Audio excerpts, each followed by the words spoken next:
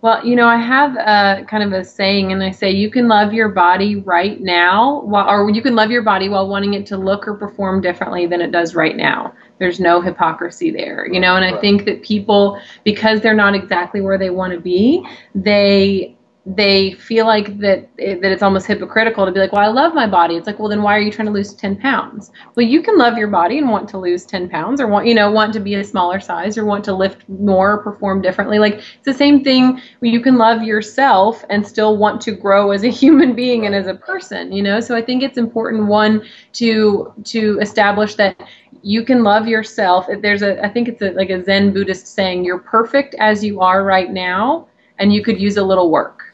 And so it's like, okay, it's like, I like that. I can get down with that. You're perfect as you are right now, and you could use a little bit of work, because it's true with all of us. We have to love ourselves, intrinsically, and believe that we're good enough and that we're worthy, even if that there are some changes that we want to make. And I wrote an article for Breaking Muscle that should be coming out soon, about ways to cultivate a positive environment in your gym with females whose goal it is to lose weight. And I talk about, first of all, educating them that, weight loss and fat loss aren't the same thing, and, what's realistic for your body type, and what's realistic for where you are in your goals. I talk about, setting positive goals. A lot of people always set weight loss goals or fat loss goals, and I think it's really important. You could set goals for performance. You can set goals for health markers. You can set movement goals. I'm going to get up and do, like 10 minutes of whatever, a dynamic warm up, yoga, whatever you want first thing in the morning. I'm going to walk 20 minutes a day. But you can set performance and action goals that will lead towards the fat loss goals without being so laser focused on the fat loss goals all of the time, I think. And so, yeah, just kind of, everybody, the outpouring that I'm getting from people about this Love Your Body Challenge, there's so many people that are so unhappy. Yeah. And they think that if they lose 10 pounds that it's going to change their world, and it's not, and they have to get happy with themselves first. And I don't necessarily think that I'm the person to help them do that. I've been in therapy for a long time, actually. I started going about 7 years ago. I talk really openly about it because I think there's a huge stigma associated with mental health.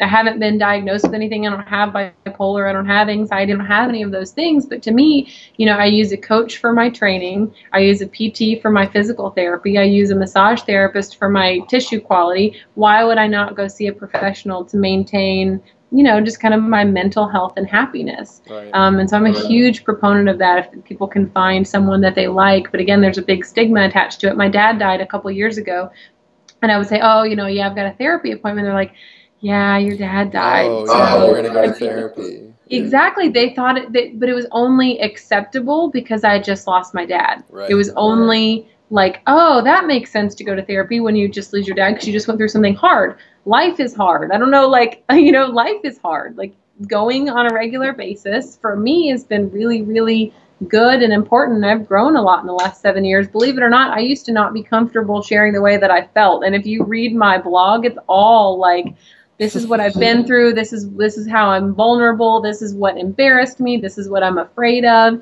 And 7 years ago, I couldn't even look someone that I cared about in the eye and like have a real conversation with them because I was so uncomfortable being that way. So I think, giving people goals to focus on other than fat loss that can still help them towards their fat loss goals is really important. And then just, again, like the challenge is 28 days, 28 reasons why you should love your body. And like the first one is that your body is yours. And I say the mantra is, my body is my home. It's the only place that I have to live, and I will treat it with respect. And I think when people start thinking, okay, my body's my home, like literally it's the only place that I have to live, that kind of sets off a little light bulb for them. And I give them a mantra that they have to repeat 10 times, 3 times throughout the day, and then an action step. So whether they're writing a letter to their younger selves about, like, why didn't you appreciate what you had? At 30 years old, why are you not happy with the way that you look and all the cool things that you can do in the gym, or they're writing down, the ways that their body can move or the ways that their body can experience pleasure. That was one, the foods that you eat and like feeling the sun after a long winter and hugging someone that you love. Like, these are all reasons. We put so much of our self-worth in the way that we look and our body fat levels. Like, you're not defined by your body fat level. You know, that's ridiculous. Like, there are so many other amazing things that our bodies are capable of experiencing and achieving, and so many other reasons for us to be worthy other than just, you know, can you see veins in your abs or not? So, I mean, that's kind of my message, I guess. Yeah, no, that's really good. I like that you created a disassociation between happiness now and self-improvement. Because, you know, like I was on another coaching call a week or two ago, and I had somebody on there who was just, you know, by the tone of their voice, you can talk to somebody and you can hear that they're unhappy with themselves. And when you hear that someone's unhappy with themselves and they're so bent on this finish line that is out of reach, it's like they're not there to enjoy the journey. And I'm like, the journey is the part you're supposed to enjoy. You're supposed to find happiness now so that when you achieve a better version of you, you're still happy. But if you're not happy now, nothing is going to make you happy. And that's not to say that you have to be happy all the time. Like, shit happens. Your dog dies. If you walk around like this all the time, things happen, and that's okay to be sad. But that intrinsic happiness is something that so few people have, and it's something that everybody, I think, everybody in the world should be working on cultivating that intrinsic happiness, because it's so important. Well, and after my dad passed away, I wrote a piece for my blog called Grief and Gratitude, and it was talking about how, you know, for every reason that I was grieving his death, there was a reason to be really grateful and happy. Sure. You know, for example, like, he died really young. I mean, 64, but I never had to watch him grow old and suffer, you know, like, and then I only had 27 years with him, but I had 27 years. I have friends whose dads died when they were 2, you know. The reason that I cared so much, you know, because we were so close and things like that. And so finding that piece, one of the action steps actually the other day was about movement. Be grateful because your body can move. My friend Nagar Fanuni says, movement is a privilege. Do it every day as often as you can. And so I talk about, like, the action steps are supposed to take around 5 minutes. So, you know, think for 3 minutes about all of the ways that your body can move. It can pick up your child. It can carry your groceries up the, you know, stairs. It can change the water jug at work. It can move it, you know, move furniture. It can, you know, do a Turkish get up. It can squat. It can sprint. It can jump, you know. And then I want you to think for a minute about not being able to do those things. Yeah. Being confined to a wheelchair, not having the use of your limbs. Like, I just watched my Gamma have a stroke in May, and she went from being fully able-bodied to literally stuck in a chair. She can't function. I started having some back problems about 2 years ago, and I went from being able to lift whenever I wanted, whatever I wanted, you know, like, I could work out as much as, you know, I could do anything, to certain things hurting my back now and limiting my workouts. And so I've been able to experience not a really drastic change in the way that my body can move, because I can still do, you know, everyday tasks and such, but I watched that happen to my Gamma. I watched that, you know, I felt it myself. So spend 3 minutes thinking about what you can do. Spend a minute really envisioning what it would be like to not be able to do those things, and then spend the next minute being really grateful for all the movement that you do have. And so I think that gratitude piece for people, you know, we come from this very entitled, very, you know, we think other people should make us happy kind of generation mentality. And it's just like, you know, it's like people go through one bad thing, like, life isn't fair. Well, no shit, life isn't fair, you know? What are you gonna do about it? How are you gonna react to what's happening to you? That's also powerful. One of the things that that happened to me years ago was realizing that I believe everything happens for a good reason, and it's my responsibility to find that reason.